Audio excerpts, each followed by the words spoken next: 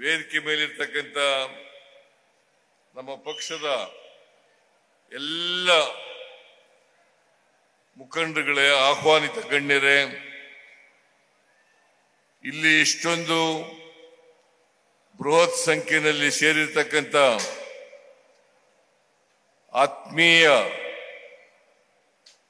ಪಕ್ಷದ ಎಲ್ಲ ಮುಖಂಡರುಗಳೇ, ಕಾರ್ಯಕರ್ತ ಬಂಧುಗಳೇ, ತಾಯಂದಿರೇ, ಯುವಕ ಮಿತ್ರರೇ, ಸುದ್ದಿ ಮಾಧ್ಯಮದ ಎಲ್ಲ ಗೆಳೆಯರೇ, ಕ್ಷಮಿಸಬೇಕು. ಇನ್ನೂ ಬಹಳ ಜನ ಮಂತ್ರಿಗಳೆಲ್ಲ ಇದ್ರು, ಅವರೆಲ್ಲರೂ ಕೂಡ ಮಾತಾಡಬೇಕಾಗಿತ್ತು.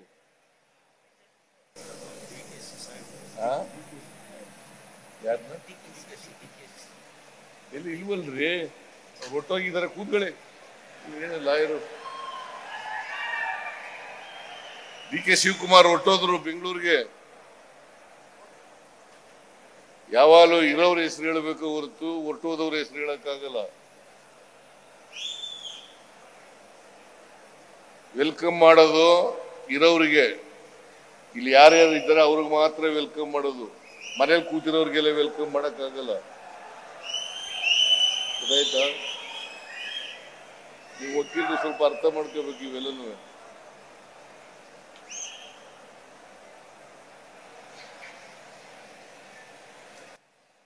ಅವರು ಪಾಪ DK ಶಿವಕುಮಾರ್ ಹೆಸರು ಹೇಳಿ ಅಂತ ಹೇಳ್ತಾ ಇದ್ದಾರೆ.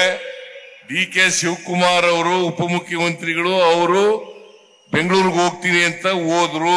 ಬೇರೆ ಕೆಲಸ ಇದೆ, ಅದಕ್ಕೋಸ್ಕರ ಹೋಗ್ತೀನಿ ಅಂತ ಹೋದ್ರು.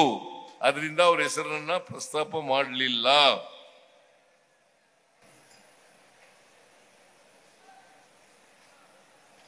ಬಹಳ ಜನ ಮಂತ್ರಿಗಳು, ಪರಮೇಶ್ವರ್ ಅವರು, ಜಾರ್ಜ್ ಅವರು, ಮುನಿಯಪ್ಪನವರು, ದಸನಾಪುರ್ ಅವರು, ತಂಗಡಗಿ ಅವರು, ರಹೀಂ ಖಾನ್ ಅವರು,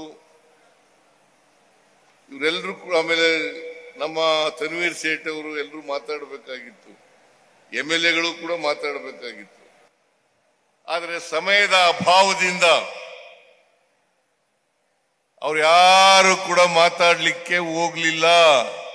ಮತ್ತೆ ಖರ್ಗೆ ಅವರು ವಾಪಸ್ ಹೋಗ್ಬೇಕಾಗಿರೋದ್ರಿಂದ ಈ ಎಲ್ಲ ಕಾರಣಗಳಿಗಾಗಿ ಅವ್ರು ಯಾರು ಕೂಡ ಮಾತಾಡ್ಲಿಲ್ಲ. ಅವರು ಮಾತಾಡಿಸ್ಲಿಲ್ಲ ಅಂತೇಳಿ ಯಾರು ತಪ್ಪು ತಿಳ್ಕೋಬಾರದು ಅಂತೇಳಿ ಅವರಲ್ಲಿ ಮನವಿಯನ್ನು ಮಾಡಲಿಕ್ಕೆ ಬಯಸ್ತಾ ಇದ್ದೇನೆ. ಇವತ್ತು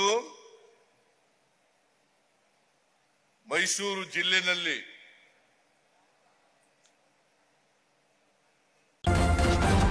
ನ್ಯೂಸ್ ಫಸ್ಟ್ ನಿರ್ಭೀತಿಯಿಂದ ನಿಮ್ಮ ಪರವಾಗಿ.